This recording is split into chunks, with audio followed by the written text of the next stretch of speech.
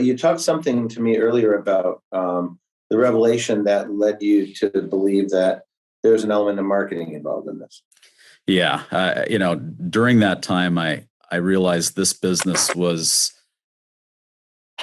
really a marketing business. I think the financial planning and the investment side of things, a lot of people have said this, but it's pretty true. It's a commodity. I think a lot of people can do it pretty well, but a lot of others could do it better. So we just need to figure out, as a new advisor or as a one that's been here for a long time, how to really be a good marketer.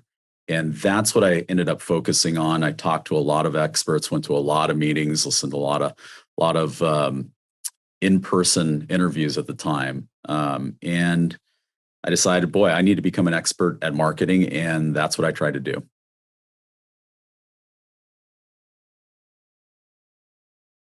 How do you handle the investment side? You mentioned in the early days you did a lot of work with investments.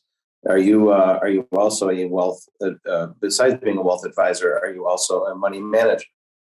We are. We actually run our own portfolios in-house. So we work with Blackrock right now using their Aladdin system. They've done a really great job helping us create portfolios, monitoring, adjusting them, and stress testing them, which has been tremendously helpful in this very stressful time that we've had in this last 10 months or so. This year has been definitely the first time that we've seen our personal portfolios and our clients' portfolios really put to the test on the downside. So they've been very, very helpful on that.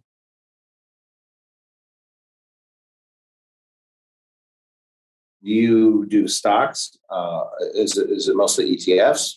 How do you design them? We've got a combination. We run approximately 10 different portfolios, primarily mutual fund based and ETF based, but we try to run them as cost efficient as possible. So we do incorporate stocks depending on what type of strategies we're looking at. ETFs, we're rolling out a few new products right now, actually, into our portfolios. We're going to be doing structured notes, which is primarily for downside protection. But, right now, I think you really have to think outside of the box when the whole market is down, except for oil and energy.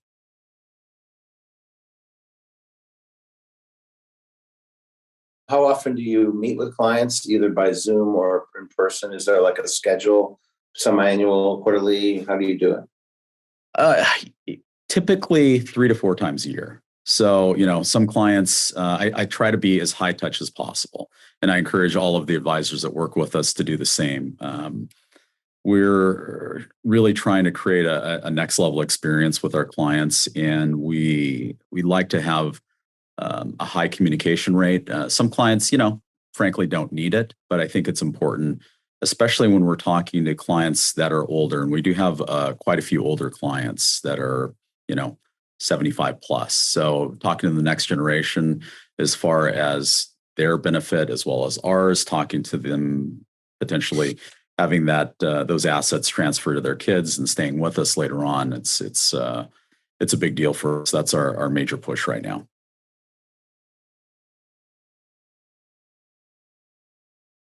Is there a message you'd like to send to the group, considering that you have the floor now in the industry?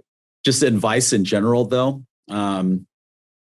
Work with great people. If you can choose, just look for really good people that have good hearts, integrity, hardworking, have fire inside of them. That's the best thing you can do. Don't work with people that you don't want to work with. If whether it's a client, a coworker, an advisor, whatever it is, a company, frankly, just do the right thing, work hard, work with good people, and you'll be super successful.